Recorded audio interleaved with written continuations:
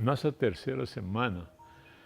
Pelo nosso plano, nós temos mais duas, aí terminamos, né? Depois de contar como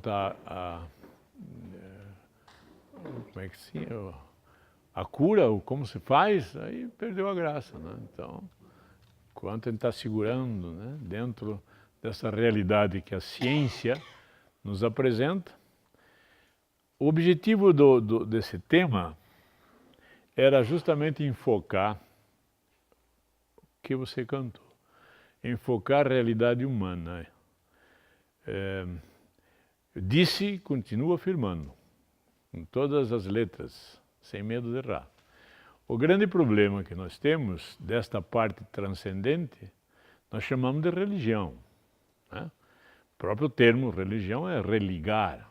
Então, no fundo, as religiões, elas existiam e sempre existiram no sentido de religar o ser humano com um ser superior.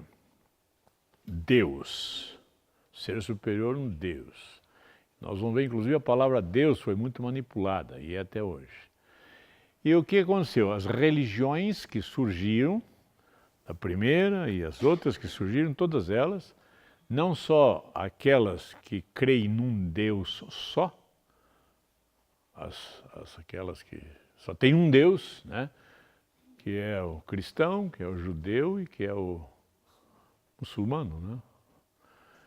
Mas as outras todas que já existiam, né?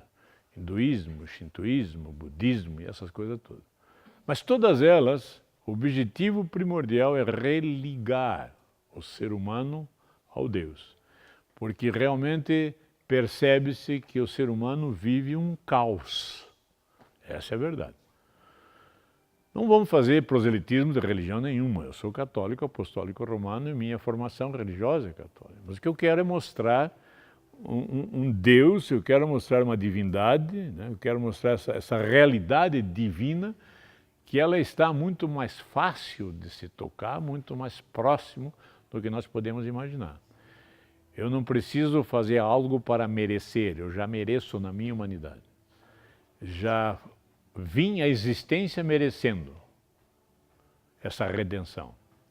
O grande problema é que nunca nos disseram o que é essa redenção. Então nós ficamos sempre nessa visão mística e mítica, né? Eu faço isso, resolve. Eu faço aquilo, resolve. Aí vem todo aquilo que nós sabemos. Nossas orações, nossos pedidos, como se Deus fosse, nós fôssemos o Senhor, né? Ou fazer, sei lá, uma cirurgia, Senhor, me atende. O me atende é que saia tudo bem e eu saia curado. Né? Uma doença qualquer, Senhor, me cure, porque eu não quero... O que ele disse para vocês? Nós não queremos adoecer, não queremos envelhecer, muito menos morrer. Então a nossa luta é essa. E quando nós criamos esse tema, a ideia era justamente isso. Saíram essas três palavras, e a ideia era levar a experiência com Deus, mas levar uma experiência na minha humanidade.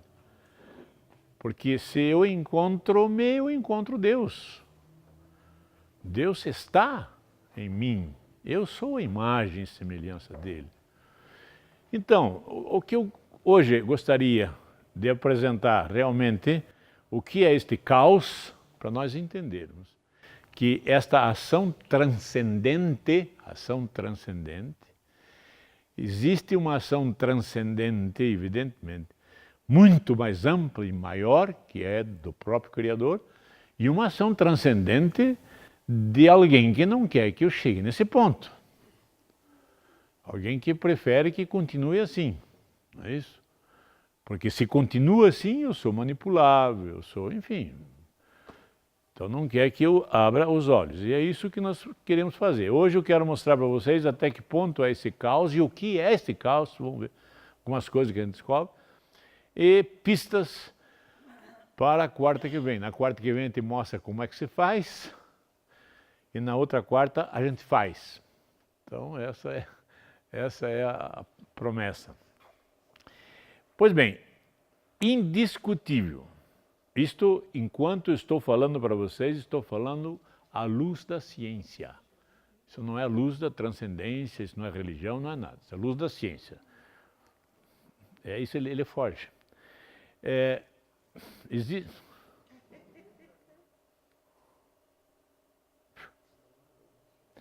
Existe uma contestação. Há uma crise ética e moral, sem sombra de dúvida. Quanto mais nós aprendemos, quanto mais a ciência nos ensina, parece que mais caos nós estamos, né? Deixa eu sair de uma vez. Então, há uma crise no ser humano. Não é crise no Brasil, uma crise no ser humano. O ser humano está em crise.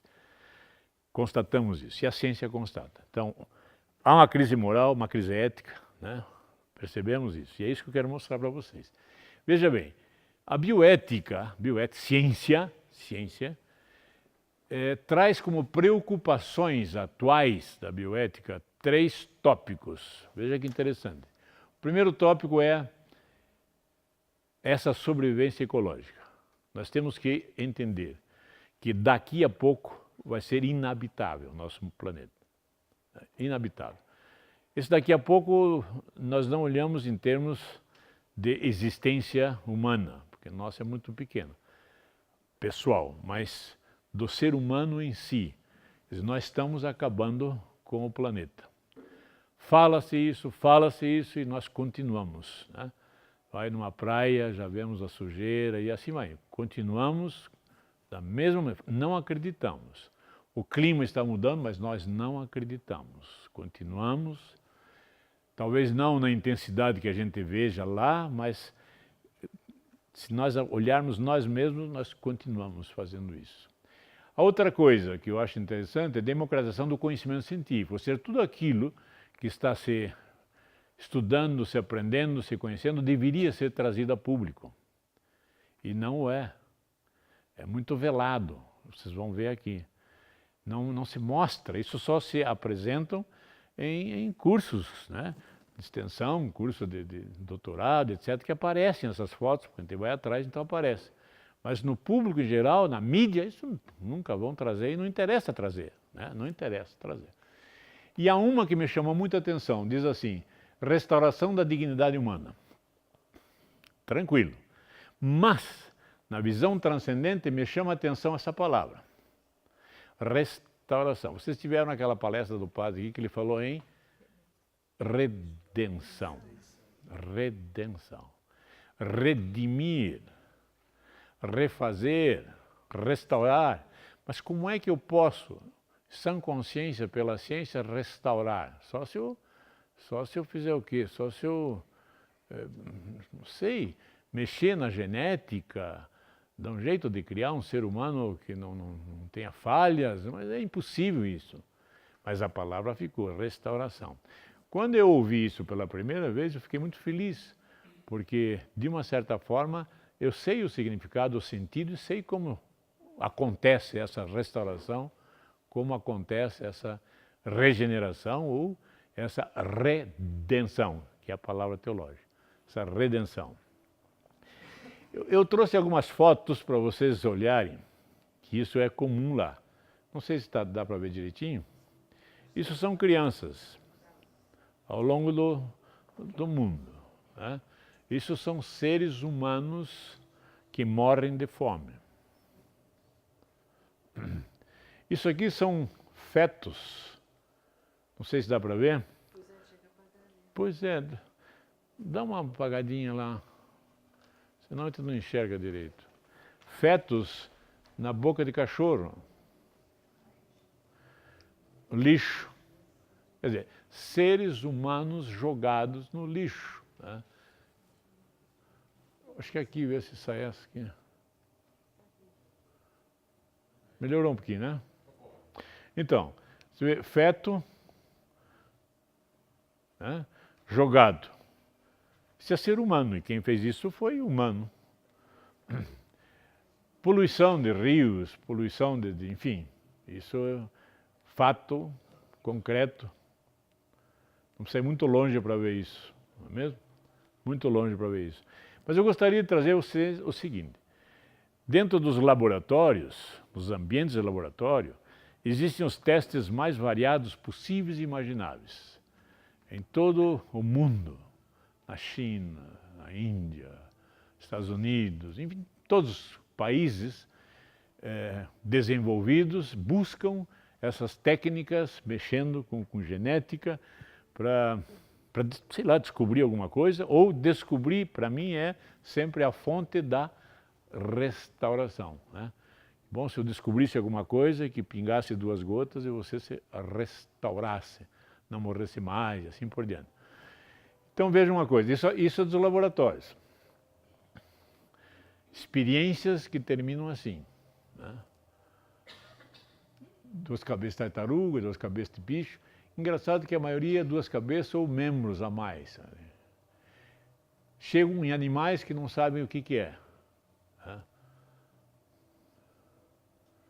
Isso é de laboratório.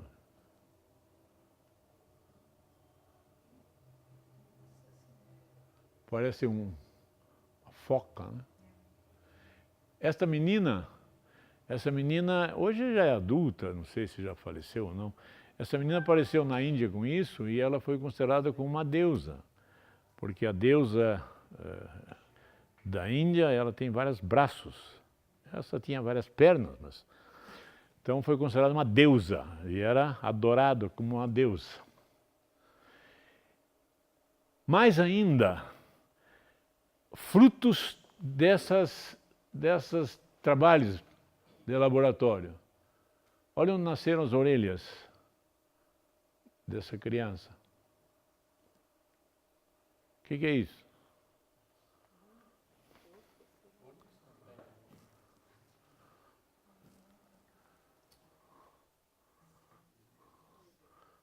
A imagem e semelhança do Criador.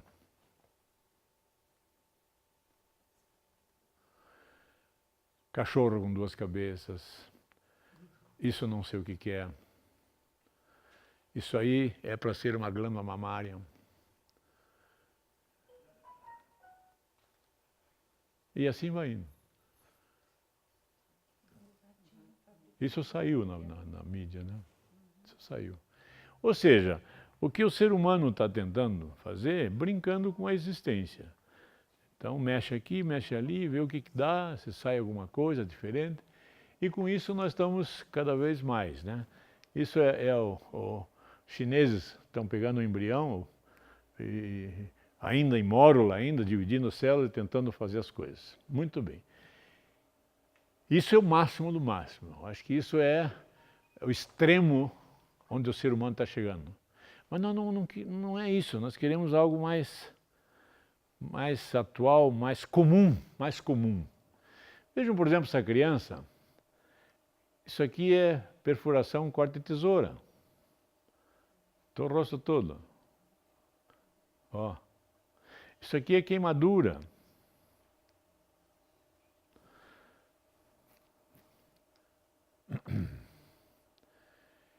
Eu coloquei isso porque a palavra que surgiu vai aparecer lá na frente. Isso me impressionou. Olha aí.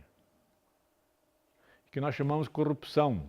Essa palavra surgiu e a gente conhece, mas quando eu estava estudando, ela teve um sentido, vocês vão ver que interessante. Chamou muita atenção.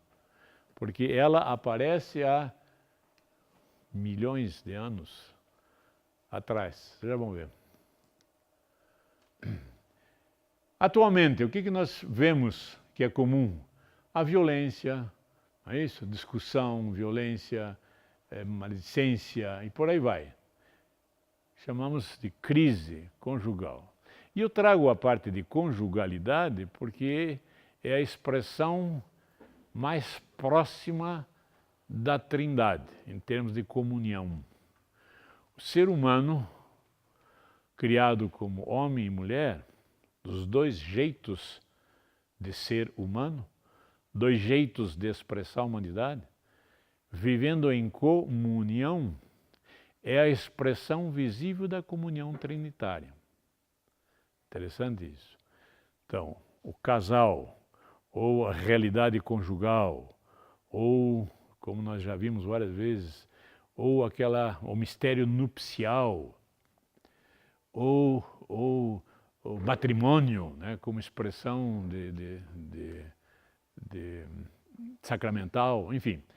Esta união deste homem com esta mulher, desse jeito masculino com esse jeito feminino, numa decisão de uma comunhão ao ponto de surgir uma nova vida, é a expressão humana de revelar a Trindade. Por isso nós colocamos em termos, né, essa violência toda, chamamos de crise, e que para nós temos chamado de conflito conjugal, não crise. Conflito porque batem-se os dois seres anárquicos. É uma coisa evidente. Então você tem um ser humano que expressa a humanidade do jeito masculino e um ser humano que expressa a humanidade do jeito feminino, totalmente diferentes, não só na sua anatomia, mas na sua fisiologia, enfim, na sua maneira de ser. Somos diferentes, e graças a Deus. Porque é essa diferença que expressa a comunhão. Se fôssemos iguaizinhos, não havia comunhão, não havia uma soma dos dois, mas não é. É uma comum união, é um termo que nós vamos entender só nessa visão transcendente, não tem outra visão. Pois bem, e é isso que nós queremos trazer para vocês. A violência com o animal, a violência um com o outro, fala que não deve, e por ali vai, uma porção de coisa. E que eu coloquei aqui o que nós tentamos amenizar. É fácil olhar aquelas mazelas lá de laboratório, é fácil perceber a criança morrendo de fome, é fácil perceber o feto na boca do cachorro, é fácil perceber as agressões, tudo isso é fácil. Agora, a mentira, a falta de compromisso, de responsabilidade, julgamento, falar dos outros, rancor, etc, etc, etc, etc, eles podiam colocar outras tantas coisas aí. Isso é fruto da anarquia, Nós já somos um tanto quanto amadurecidos para não deixar uma criança morrer de fome na boca de um cachorro. Mas continuamos com a nossa falta de compromisso, continuamos, enfim, os frutos da nossa anarquia. Não precisa ir longe, só pensar um pouquinho como é que foi nosso dia hoje, né? Se fizermos uma análise desde que amanhecemos até agora, quantos momentos nós expressamos a nossa anarquia? Com palavras, com gestos, com pensamentos e assim vai. Hoje só, não precisa ser ontem, só hoje. Tudo isso, nós chamamos de caos. Não é isso? Caos. Quando lemos na Sagrada Escritura diz assim, e Deus criou o céu e a terra. Na segunda linha, e a terra era disforme e o caos estava presente. Quer dizer, numa linha, a outra linha, há um mundo. Deus não criou o caos, Ele criou o mundo na harmonia, não é isso? Nós é que causamos o caos, nós. Tudo isso é treva, tudo isso é escuridão, tudo isso é caos. Agora vamos começar a juntar as coisas, né? Esse é só para dar risada. Ele morde, não, mente, bate, violenta, destrói, polui, mata. Eu vou trazer para vocês 3 fatos concretos nos Estados Unidos que foram fatos que alavancou, que alicerçou a origem da bioética. Vejam a data. Foi agora. Essas crianças com deficiência mental nessa escola, eles inoculavam um vírus de hepatite para ver a profilaxia da doença. E os pais tinham que dar autorização, porque senão as crianças eram mandadas embora da escola. Normalmente pais com dificuldade financeira, então ficava, a criança é débil mental mesmo, então quer dizer nada, você vai fazer um negócio desse, né? Veio à tona outra coisa, isso é verídico. 64, olha aqui, ó. Injetavam células tumorais em idosos sem o consentimento, não sabiam disso, para ver o desenvolvimento da doença. Isso nos Estados Unidos, né? País civilizado, em 64. Eu nasci em 42. Né? 64 já está aqui em Curitiba estudando. 25 idosos sem consentimento. E esse aqui Essa foi a base que explodiu. Olha, 72, eles interromperam em 73. 600 trabalhadores negros braçais foram submetidos a um estudo. Qual era o estudo? Eles eram contaminavam com sífilis, sem tratamento, para ver o curso da doença, para o que acontecia. Né? Aí quando veio à tona no New York Times, eles encerraram e aí criaram a bioética. Não, daqui para frente não é assim. Né? Tem que haver comitês de bioética, temos que analisar, temos que ver. Por quê? Porque a bioética criou algo interessante. Como ser humano, eu tenho que fazer essas 3 perguntas sempre na minha vida. Quero, posso, devo. Se as 3 perguntas forem tranquilamente positivas, tudo bem. Se não, não. Quero, posso, devo. São perguntas que eu faço para um discernimento ético, discernimento moral. Muito bem. Nós estamos neste patamar. Temos a consciência de que somos um ser sem princípio, não é isso? Anarquios, sem princípio, anárquicos. E quando eu digo sem princípio, é que a ciência não tem condições de me elaborar uma data e dizer daqui começou aqui. Vocês viram isso na psicologia, na sociologia, enfim, todas as logias, todas as logos que a ciência tem, não diz quem sou eu, de onde sou. Aí começam aquelas teorias todas, foi uma explosão não sei de onde, foi um satélite que caiu, foi sei lá o quê, essas hipóteses e teorias as mais variadas possíveis para tentar explicar, né? Mas não se explica. O pessoal aí do universo estuda e chegam à conclusão máxima que tortura, não é possível que neste mundo não tenha outro planeta igual à Terra. Né? E o tempo passa e vão e continua a mesma pergunta. Não sei se precisa ter outro, né? Igual, mas em todo caso. Então, o que nós tomamos consciência é de que a ciência, a razão, o conhecimento da razão, não me traz, não me elucida minhas perguntas, não explica, não justifica. E eu continuo anárquico, eu continuo vivendo nas trevas, eu continuo no caos. O caos continua na minha vida, continua nos meus filhos, continua nos meus netos, continua na caminhada, não é isso? Então, se o caos, se a desarmonia, se isto me envolve, eu tenho que buscar o quê? Eu tenho que buscar uma verdade que me tire dessa anarquia, uma verdade que me libere, uma verdade que ilumine meus passos, uma verdade que me explique, uma verdade que me identifique, uma verdade que pelo menos eu comece a tomar consciência. E é aí que eu gostaria de conversar com vocês. Quando eu falo em caos, nunca me falaram que caos é uma deusa.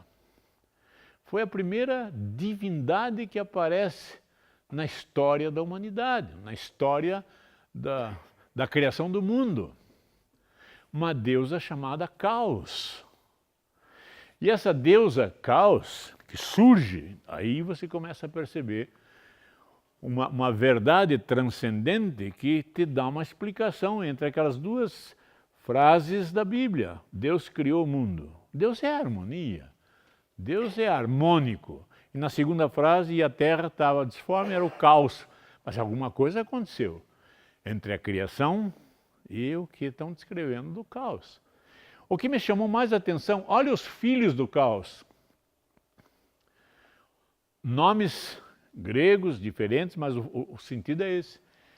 Noite, escuridão, mundo inferior, e 2 aqui me chamou muita atenção. Eros. Eros é filha do caos. Nós sabemos que Eros, o que é? Eu falei para vocês várias vezes. Filha, Eros, ágape. Eros é o amor corpóreo. Vê que interessante. Eros é o amor corpóreo.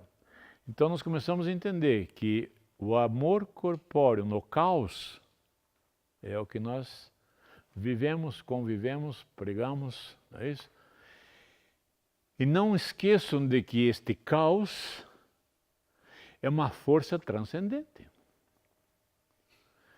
Uma força transcendente, ou seja, uma força que independe da sua vontade.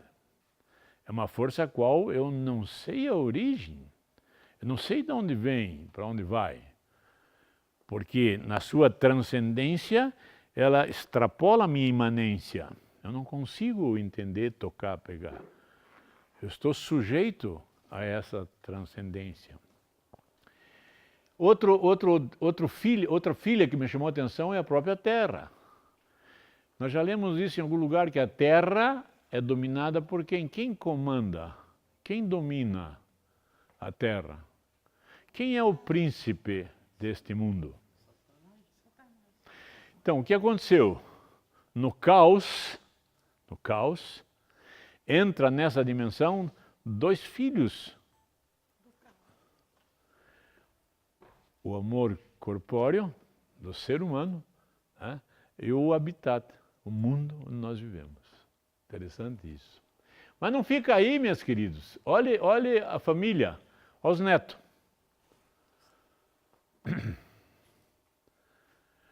Vocês vão lá na mitologia grega, os nomes estão um pouco diferentes, mas o sentido é esse. Destino. Vê que interessante? Por isso que eu digo, nós temos medo do nosso destino, que é a morte. O nosso destino, a nossa existência é o fim da existência. No entanto, nos atemoriza isso, porque o caos nos atemoriza. Nós não olhamos isto, o fim, é o que nós vamos ver quarta-feira que vem. Nós não olhamos este fim como um reinício. Não olhamos assim, nunca nos mostraram isso. Outra coisa que me chamou muita atenção, olha aqui a fraude, onde é que apareceu? Sono, morte, destino. Aí eu começo a entender, por exemplo, que quando eu não estou bem, em depressão, eu quero morrer, eu quero fugir, eu quero, não é isso? Eu quero me matar, claro, lógico. Ou então eu quero fugir para os vícios, eu começo a entender agora. Né? Porque você está vivenciando não a humanidade como foi criada, mas o caos. Como neto do caos, como filho do caos, você é o próprio caos. Você é o próprio caos. Outra coisa que me chamou muita atenção. Olhe as figuras das deusas correspondentes, do destino, da morte, do sono, da fraude, concupiscência. O que vocês observam de comum? Mulheres. Quando nós vemos lá no início da criação, quando Deus cria o ser humano, e o ser humano na sua primeira solidão, na sua primeira expressão, na sua maneira experiência de ser único e irrepetível, ele se percebe o que é diferente do quê? Diferente do mundo criado. Não sou que nem esses animais, embora hoje me comporte como. Não sou como esses animais. Segundo a experiência da humanidade, eu sou de um jeito diferente de você. Sou diferente de você. E eu te aprecio, isto é o lindo. Eu te aprecio, e nessa apreciação amorosa surge o jeito feminino de ser. Nós aprendemos isso lá. Faz sentido. Faz sentido porque o caos é justamente o contrário. Eu vou olhar esta mulher e não vou dizer osso dos meus ossos, carne da minha carne, mas dizer, você me traz prazer momentâneo, você me traz alegria e ao mesmo tempo você me traz esse desespero todo. E a figura mais impressionante que eu achei disso tudo é isto. Quer dizer, uma força que te conduz por onde eles bem entendem, não aonde você. Você não é dono de si. Você não é dono, né, da sua compreensão, da sua consciência. Não, você vai no rumo que estão te mandando. Então é isso, meus queridos. Caos não é uma palavra que significa confusão. Caos é um ser. um ser vivo, transcendente, que causa isso em você. Enquanto você permanece nessa anarquia, anárquico, não é mesmo? E agora vamos começar a ver as coisas de uma outra forma.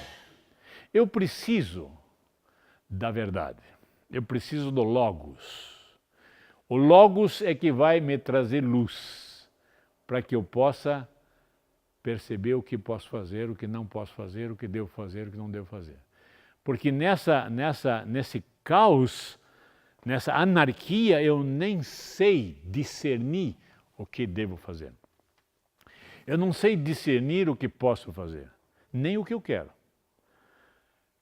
Para o caos, isto é interessante e importante. Porque enquanto tiver este caos, e você estiver mergulhado nisso, eu manipulo.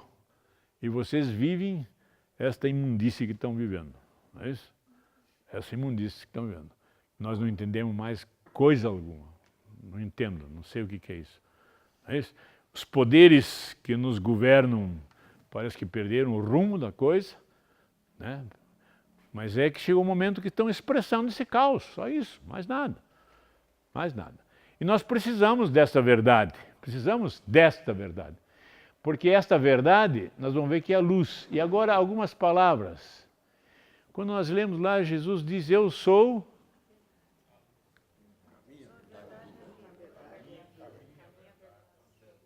Ele era o quê do Pai?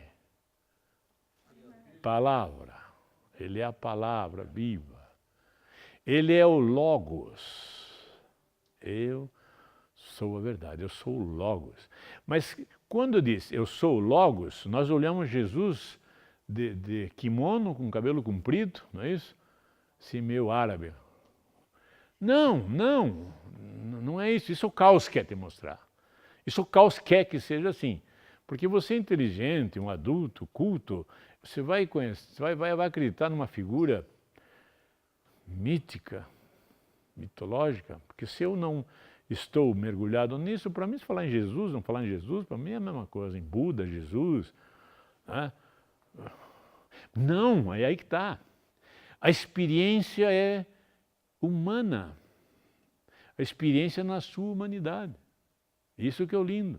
Então, na sua humanidade, passo a passo que você vai dando neste Logos, você vai percebendo a dimensão dessa redenção em você.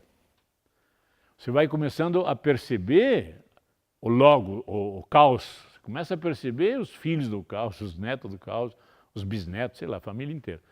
Devagarinho, você vai percebendo, né? E isso é luz. Eu sou a luz, ele é a luz do mundo. Então veja as palavras, se nós olharmos em profundidade o que significa, começamos a entender. Primeira palavra que eu digo para vocês, que para mim calou fundo, é Logos. Logos é verdade. Verdade. E a verdade é a palavra. Então, a palavra de Deus não é as letrinhas junto, né? Palavra é o Logos. Ele é a palavra. É o faça-se. Esta é a dimensão transcendente. Então, me compete é tentar buscar este Logos, esta verdade. E aí eu digo para vocês, em que nós já vimos isto, está de cor já, né? Está na nossa cabeça. Nós somos isto. Isto é o Logos humano. A verdade humana. A verdade da vida, a verdade do relacionamento, a verdade da cultura, da sociedade, em que nós vemos nas ciências humanas, nós somos anárquicos. E nós temos uma verdade que estão nos dando, e que a ciência nos deu, que chama-se pneuma. Que eu disse para vocês, que se ouvirem uma palestra, vão dizer espiritual.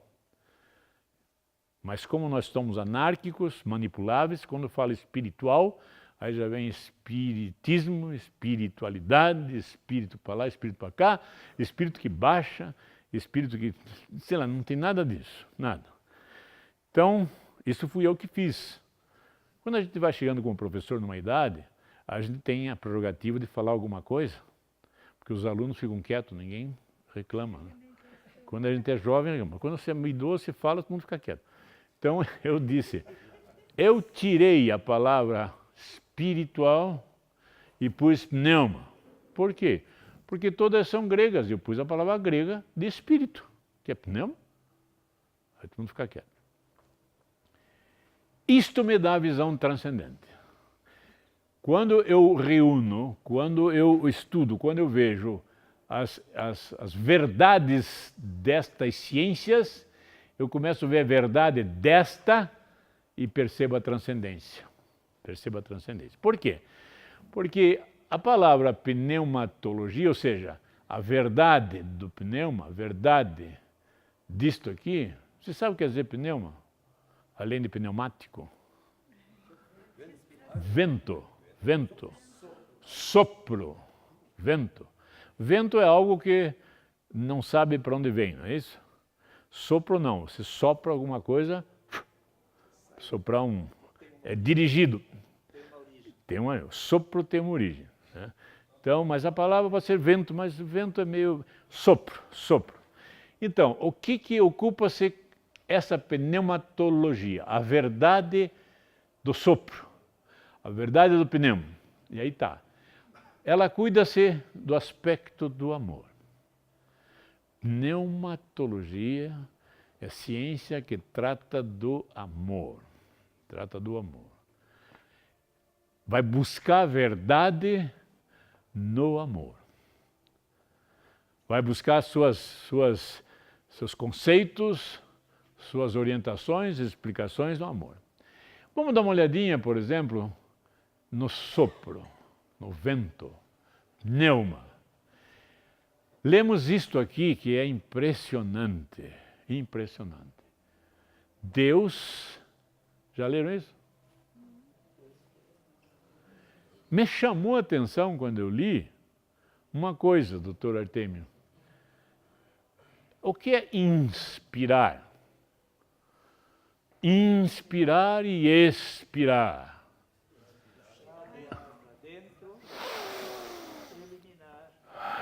Pois é, quem escreveu, escreveu errado. Deus inspirou nas narinas um sopro. Como é que pode inspirar e expirar ao mesmo tempo? Né? Ele inspirou expirando. Só aí tornou-se um ser vivente. Então começo a entender quando originou minha existência. Quando? Agora. Agora, hoje. Não tem uma frase que hoje te gerei. O lindo é que a cada instante que eu abro a pneumatologia, eu recebo a inspiração de Deus num sopro da vida e me torno ser vivente. Vou me tornando diferente dos outros.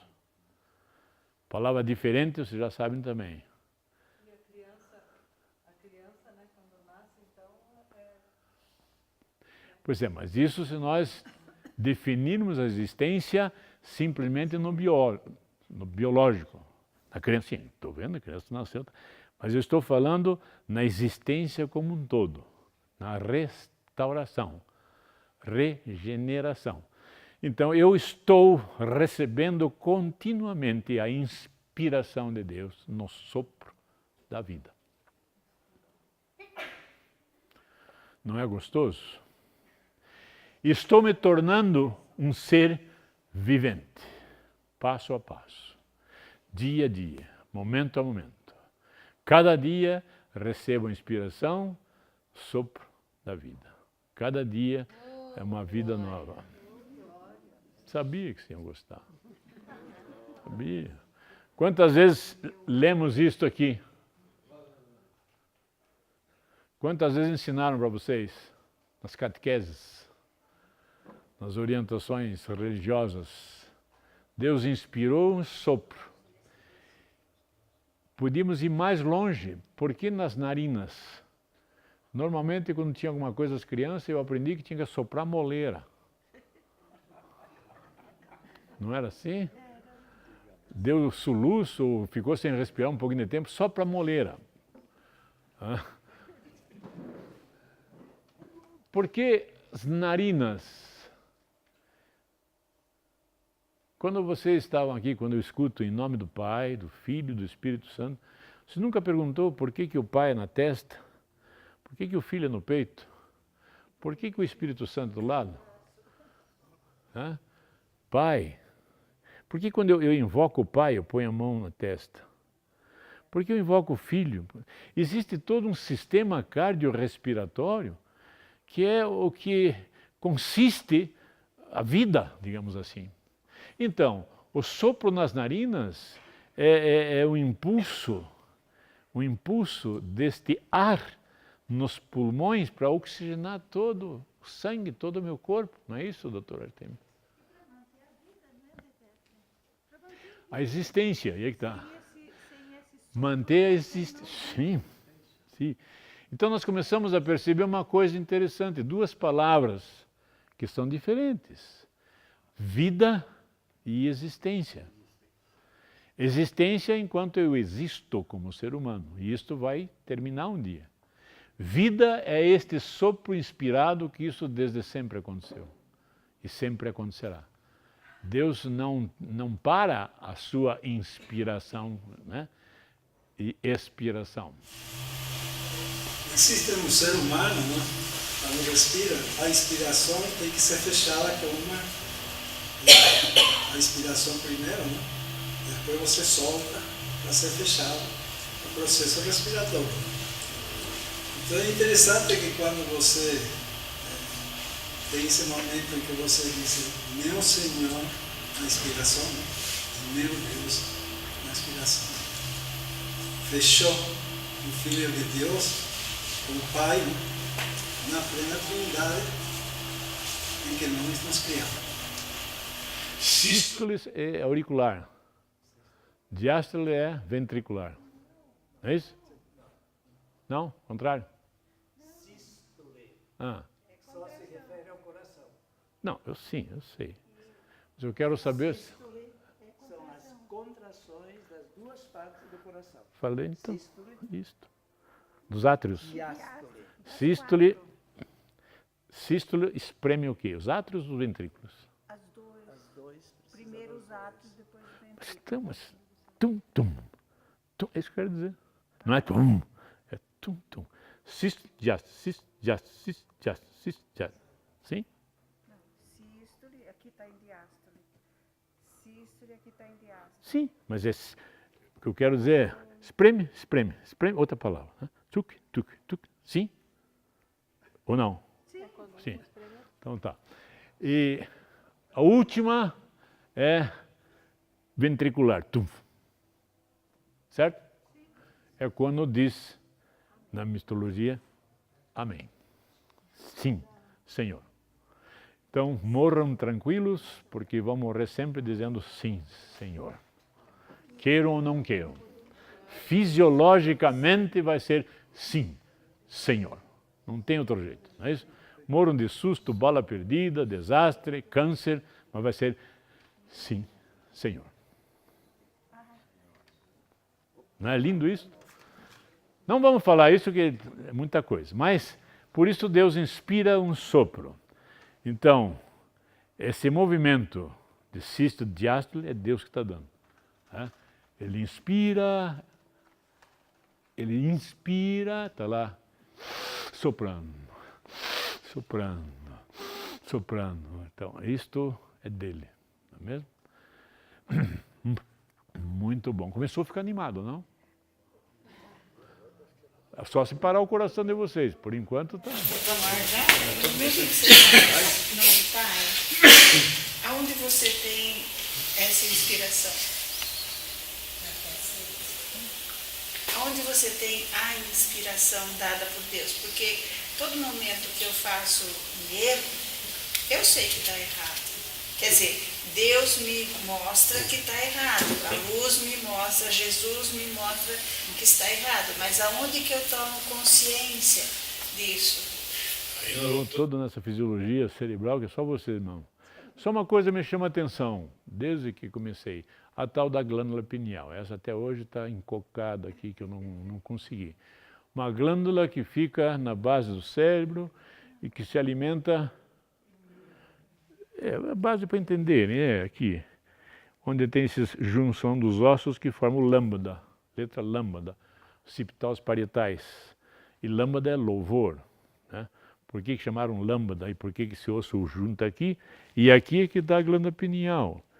Por isso Jesus, quando morreu, ele coroou. Quando a criança nasce num parto normal, diz coroou. Coroou.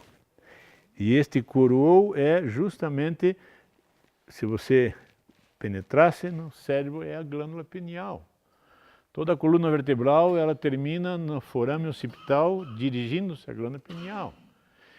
E vê lá a função da glândula pineal, ela regula toda a sexualidade e a dia e noite, como é que chama? Isto.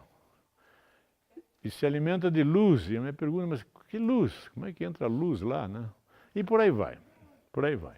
Aí vem as perguntas da consciência, a consciência morre quando? A glândula pineal morre quando? Ninguém soube me dizer até agora. Eu queria saber se a glândula pineal morre suas atividades antes ou depois. Ninguém soube. Bom, dá para entender, vamos ficar aqui que fica bom. Dá para entender que o ser humano, ele é muito mais do que isso que nós estamos vendo.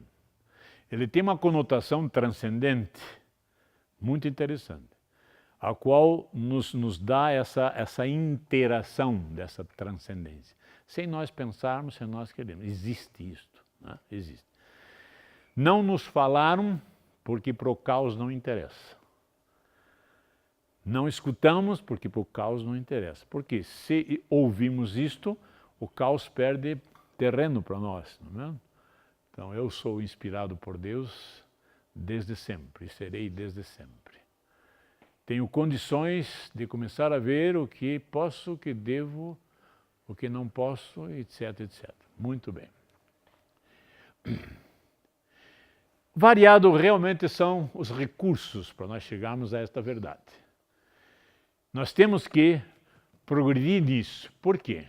Porque a nossa existência vai se humanizando à medida que nós vamos mergulhando na verdade, no logos, no logos, no logos. Então diz assim, nós temos que rehumanizar o ser humano. Como é que nós vamos rehumanizar o ser humano? Como é que nós vamos restaurá-lo? De que forma vamos restaurar o ser humano? É a grande pergunta. As ciências nos chegam até aqui, não é isso? Estamos falando agora há pouco dos trabalhos psicológicos. Chega até um ponto, você percebe a dimensão de desamor, etc. Mas e daí, como é que eu faço? Como é que eu faço? E temos percebido que parece que foge a nossa, não é só vontade, a nossa força, não sei como é que eu posso chamar, nossa autonomia, não, a nossa capacidade. Parece que somos incapazes de, como que eu vou me mudar? E como que eu vou ajudar a mudar você? Não sei, mas isto a ciência diz, nós temos que restaurar o ser humano. Nós temos que rehumanizar o ser humano. Pois bem, eu achei essas figuras que eu achei lindo, veja bem. Porque redimir, restaurar, redenção, a palavra é libertar. E eu aproveitei essas fotos do último agora, porque eu comecei a pensar, como foi a morte dessas pessoas? Porque você ser envolvido por água, né, você ou, sei lá, nada, ou qualquer coisa, mas ser envolvido por uma massa a qual você não consegue sair, e essa massa... Então eu não consegui achar um sentimento humano que representasse isto. A redenção é uma liberdade. É uma liberdade. É livrar você disto. É uma força que te tira disto. Para que você respire. Olha a inspiração. Sopro. Né? Efetivamente você vai respirar. Diferente. Você der uma respirada agora, você vai ver que já está diferente. Para isso, nós vamos atrás, agora sim, disto, da filosofia. Não sei se vocês notaram que a filosofia ao longo do tempo, ela saiu dos currículos, né? Saiu, ninguém fala mais em filosofia, até muito pelo contrário. O Caos diz assim, ih, você é muito filósofo. Como se dissesse, você não entende. Ou então, isso é filosofia pura. Ou seja, isso aí isso aí não é justamente o contrário. A filosofia é a ciência que te dá os porquês. É que se chega aos questionamentos. Por quê? Ela ocupa essa verdade das diversas maneiras. Então ela vai juntar a verdade científica com a verdade transcendente e vai dizer, não, peraí, aqui tem alguma coisa. Né? O que nós estamos falando agora da sístole e diástole, né? Desse sistema respiratório. E tem mais coisa, tem mais detalhezinhos aí que passa despercebido. E que tem um fundamento muito grande. Fundamento de que nós olhamos a nós não como simples, junção de células, de órgãos. Não, é muito mais que isso. E é isso que nós vamos chegar, né, quarta-feira que vem.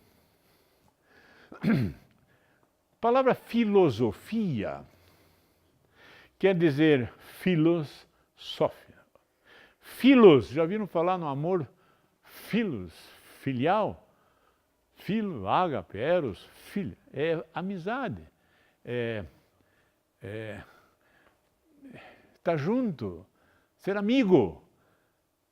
Sófia, sabedoria. Então nós podemos dizer que é o amigo do saber. Olha que interessante. Nós somos amigos do caos. E está nos dizendo que nós temos que ser amigos do saber. Filósofo é aquele que é amigo do saber, da sabedoria. Filósofo é aquele que está perguntando as coisas.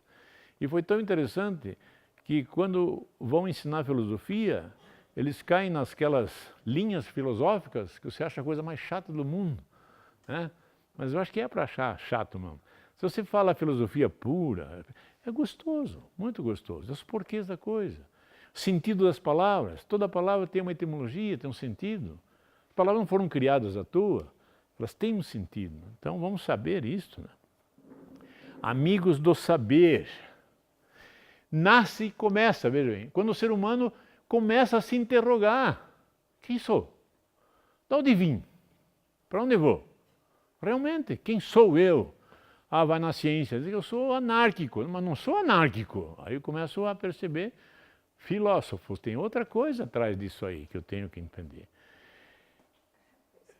É pensamento, é reflexão, é questionamento, questione-se mesmo, pergunte, né? Se questione. E aqui agora nós começamos devagarinho a entender isso. Veja bem, seus conflitos, suas crenças, suas dúvidas, tudo que envolve o ser humano, a filosofia estuda. A filosofia tenta trazer a verdade, tenta trazer uma verdade. Entretanto, veja bem, duas coisas que ficam no ar para a próxima. Nem sempre se desenrola com transparência. Por quê? Porque eu vou esbarrar nas limitações naturais da razão, ou seja, o meu entendimento é limitado. Isso faz parte da minha humanidade. Ele é limitado. Tanto é assim que a ciência não tem a resposta de tudo. Mas há uma outra coisa, chama-se inconstância do coração. É algo que vai estar comigo, que é essas inconstâncias, de que hoje eu estou bem, amanhã não. A filosofia, nessa visão transcendente da pneumatologia, vai nos trazer o quê? A resposta a isso, que é verdade.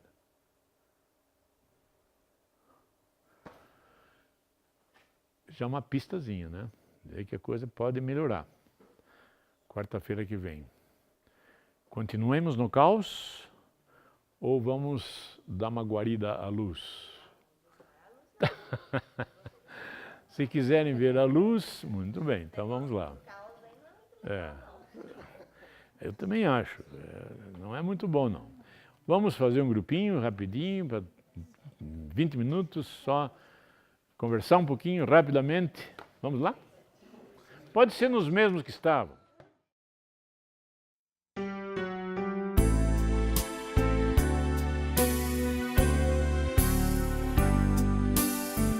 Senhor meu Deus, quando eu maravilhado nas obras de tuas mãos, no céu azul de estrelas pontilhado, o teu poder mostrando a criação. Alguém gostaria, no nosso final, alguém gostaria de colocar alguma experiênciazinha ou não? Tem alguma coisa a partilhar ou não tem? A expectativa para quarta-feira que vem? Sem expectativa? Preferimos continuar no caos? Com toda a sua descendência? Alguém gostaria de colocar alguma coisinha ou não? Se não, então vamos, claro, não, mas é gostoso isso. Bom, o que eu estava partilhando, ele que me inspirou a falar. Ai, que vergonha. Mas tudo bem, vamos lá. O que eu partilhei, que você estava falando, como nos humanizar, né? Devemos nos humanizar. Então, eu acho que a fé nos humaniza. Certo? Não de você ser aquela pessoa assim doentia, mas quanto mais você vai buscando a fé, tipo, a luz de Jesus, quem é a luz de Jesus, né? Você vai buscando, aumentando a sua fé, você vai enxergando as suas limitações e a fraqueza dos outros. E aí você consegue ficar de pé, muitas vezes, durante a tempestade, você consegue ficar de pé e até segurar outro que está quase caindo, através da fé que vem a humanização. É isso aí. Isso não foi, como é que é, o sangue e os homens que te ensinaram, carne e o sangue. Quê? Isso não foi a carne e o sangue que te revelou. Este é algo Foi o Espírito. dos altos. É, minha querida. É isso Foi aí. o sopro? Isso Foi aí. a inspiração Isso aí. divina? Perfeitamente. Então, quando nós resolvemos, né, fazer esse momento, a nossa expectativa, enfim, era de vir alguém, né, pelo menos uma pessoa, para a gente falar. Vieram mais do que uma, isso é bom. Então a nossa proposta é, quarta-feira que vem, nós explicarmos como é que a coisa vai funcionar e como é que funciona. E na outra quarta nós vamos fazer uma paraliturgia. Vamos explicar também até o que é liturgia, porque para nós liturgia soa um rito definido da igreja, etc, etc. Não. Vamos entender a palavra liturgia, o que é, vamos entender o que é este sacrifício, não sofrimento, mas essa oferta, né, que se faz, porque nessa visão transcendente nos leva sempre a fazermos uma oferta a esse poder que sopra em nós, como gratidão. E o interessante é que nós vamos ver que a gratidão reflete em mim mesmo, né? Tudo aquilo que eu vou agradecer e ofertar em agradecimento sou eu mesmo, né? Então é essa oferta, e é isso que nós vamos explicar aí quarta-feira que vem. Explicar como é que age esta força e procurar usar termos, não tão termos assim como eu disse para vocês, sei lá, místicos, embora, claro, há uma religião, mas não esses vícios, né? Vícios. Por exemplo, pecado. A palavra pecado sempre me doeu muito. Porque se eu vou falar com alguém que você pecou, ele diz, eu não acredito em Deus.